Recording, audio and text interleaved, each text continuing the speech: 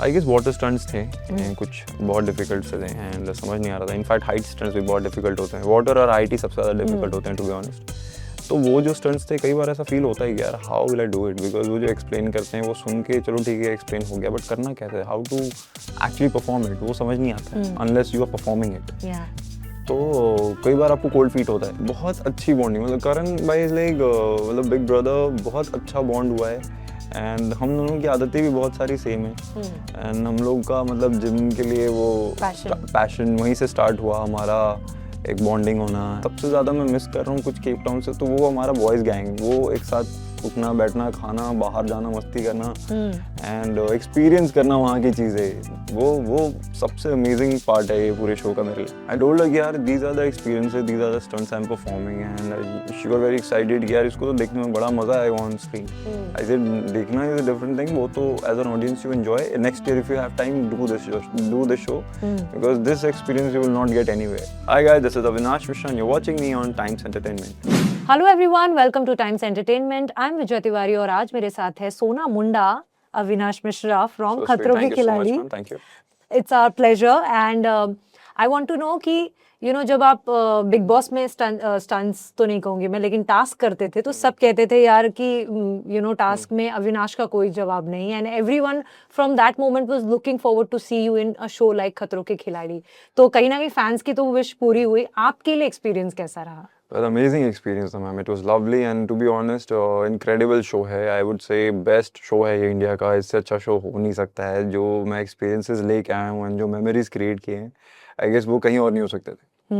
And Rohit Shetty के साथ काम करना, जो वो जब स्टंट्स के लिए हम जब दूसरे कंटेस्टेंट से बात करते हैं, इतने सालों से बात करते आए हैं, वो हमेशा बोलते हैं कि कितना भी डिफिकल्ट स्टंट हो, एक चीज़ है रोहित शेट्टी के बारे में कि वो जब साइड से बोलते रहते हैं और इतना मोटिवेट करते रहते हैं कि आप अगर नहीं भी करना चाहो स्टंट तो भी आप कर जाते हो सिर्फ उनके मोटिवेशन पे। That's true because he's very inspiring as a person and मैं बता रहा हूँ ये शो बहुत टफ है, ये इजी है नहीं। मतलब आप सैटरडे संडे देखोगे बट हमने एट अ स्ट्रेच शूट किया है 40-45 डेज और every day it's not only us कि हम पहुंच रहे हैं एज ए कंटेस्टेंट, क्रू भी काम कर रहा है और होस्ट भी, वो भी सुबह 5 बजे उठ रहे हैं, वो भी 7 बजे आ रहे हैं, वो भी रात को 8 बजे घर पहुंच रहे हैं, फिर जिम विम करके सो रहे हैं। तो सेम रूटीन चल रहा है हम सबका एंड उस वेदर कंडीशन में मतलब जैसा भी कंडीशन हो वो आ रहे हैं, हम भी आ रहे हैं, शूट कर रहे हैं एंड उनको मतलब लुक एट हिम यार, अगर वो नहीं भी करेंगे तो उनको कोई प्रॉब्लम नहीं लाइफ में, but the way he is passionate about the show that is very inspiring and उनको देख के हम इंस्पायर हो गए कि यार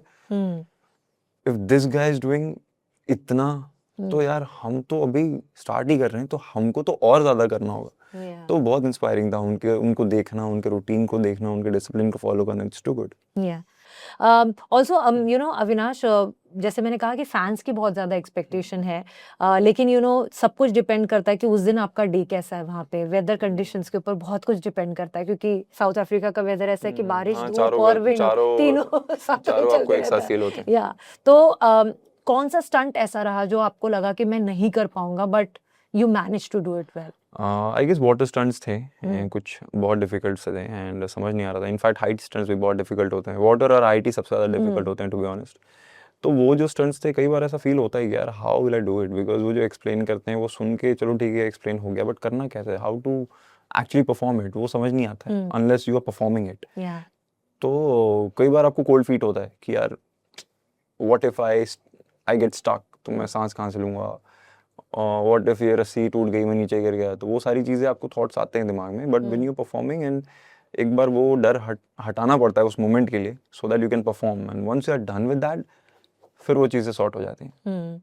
ऑल्सो हम जो फोटोज देख रहे थे इंस्टाग्राम पे, तो पूरा ये बॉयज आउट ऐसे लग रहा था, क्योंकि आप लोग इतना धमाल कर रहे थे। एंड आई थिंक करण से भी मैं उस दिन बात करी थी तो बोल रहे थे कि आपके साथ बहुत अच्छी बॉन्डिंग हुई है उनकी। बहुत अच्छी बॉन्डिंग, मतलब करण भाई इज लाइक मतलब बिग ब्रदर, बहुत अच्छा बॉन्ड हुआ है एंड हम दोनों की आदतें भी बहुत सारी सेम है एंड हम लोग का मतलब जिम के लिए वो पैशन वहीं से स्टार्ट हुआ हमारा, एक बॉन्डिंग होना एंड ऋतिक भाई ऑल्सो, हम लोग सेम वैनिटी में थे, मैं करण ऋतिक भाई, तो हम लोग ऑन स्क्रीन ऑफ स्क्रीन साथ में ही रह रहे हैं, and for that matter Vishal also, but वो बीच में उसको कुछ इंजरी हो गई तो ही हैड टू कम बैक। नहीं तो हम एग्जैक्टली जो बॉयज़ गैंग बोल रहे हैं, हम लोग का बॉयज़ गैंग था वहाँ पे, एंड सबसे ज़्यादा मैं मिस कर रहा हूँ कुछ केप टाउन से, तो वो हमारा बॉयज़ गैंग, वो एक साथ उठना बैठना खाना बाहर जाना मस्ती करना एंड एक्सपीरियंस करना वहाँ की चीज़ें, वो सबसे अमेजिंग पार्ट है ये पूरे शो का मेरे लिए।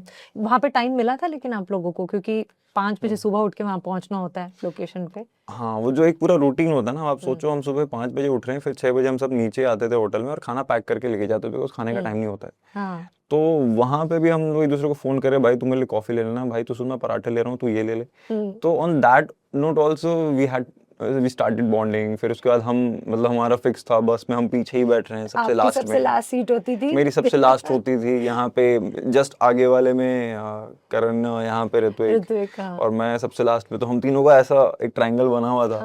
तो हम लोग वैसे ही आना जाना करते थे। तो वो सारी चीजें ना, छोटे छोटे जो एलिमेंट्स है वो फिक्स हो गए थे। तो वहां पे हमारी बॉयज गैंग की मतलब तिगड़ी अपने आप बॉन्ड बन गया है, वेंट रियली वेल। जैसे कहते हैं कि स्टंट्स तो काफी डिफिकल्ट होते हैं, लेकिन ये जर्नी ऐसी है कि लोग पे करके देना शायद जाना पसंद करेंगे, क्योंकि आपको ऐसा एक्सपीरियंस करने के लिए नहीं मिलता। तो आपके लिए टेक अवे क्या होगा अगर इस शो से, अगर आप हमेशा जो चेरिश करोगे, याद रखोगे, और लेसन कुछ रहा है आपके लिए? आई गेस जो चीज़ें इस शो में हुई हैं, मतलब एक जो अदर साइड ऑफ अविनाश भी मैं खुद भी एक्सप्लोर किया हूँ, वो मैंने सोचा नहीं था मैं कर पाऊँगा इस शो में, बिकॉज वो एक्सपेक्टेड नहीं है। ये शो का फॉर्मेट अलग है, इट्स अबाउट हैविंग मतलब performing stunts competition, but sometimes when you have perform दो stunts and you express different kind of feelings towards the show and towards your life, to Rohit Shetty and to obviously to the viewers, वो कैमरे पे ये सब चीज़। तो I explored a different version of myself that okay, I'm pushing my capabilities and I want to confess these kind of things which I have felt in my life and a lot more things. Like the show is not only about doing stunts. Sometimes you feel it and you express it. तो वो चीजें मेरे से हुई हैं जो मैंने सोचा नहीं था मेरे से होंगी। तो सीरियस साइड भी अविनाश का बहुत देखने के लिए लाइक हाँ, सर से बातें हुई, उनसे भी बहुत कुछ निकला।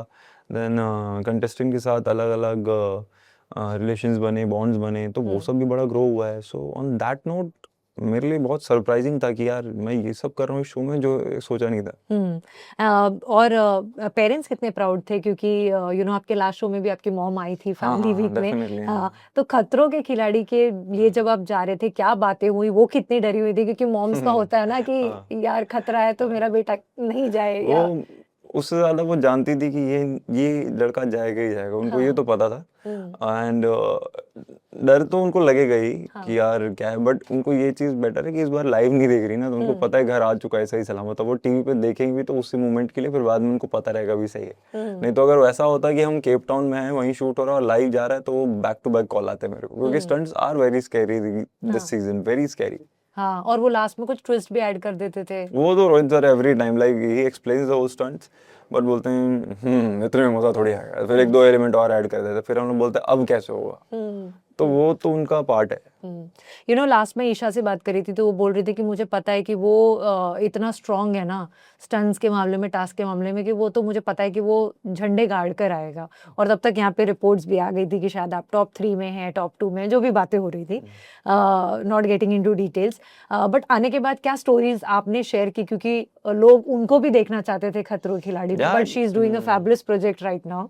I told her यार these are the experiences, these are the stunts I'm performing, and she got very excited कि यार इसको तो देखने में बड़ा मजा आएगा on screen. I said देखना is a different thing, वो तो as an audience you enjoy. Next year if you have time, do this show, because this experience you will not get anywhere. Yeah, reality shows तो हो गए. What next and what kind of projects we will get to see you in? Oh, more of fiction now. Non-fiction, not for this year. More of fiction. Yeah. Anything on OTT films you would like to try? मतलब obviously I can't say those things right now. That's like the protocol. But yes, mostly on those lines. Yes. कुछ fans को कहना चाहेंगे? Well, thank you so much for your constant love and support. This is what we need, and that is why we are here. आप ऐसे ही प्यार बनाए रखो, and I can promise you we have delivered everything in the show. Please watch खतरों के खिलाड़ी, and this is going to be the best season ever. Thank you so much, Thank you so much. Avinash. Thank you. Thank you.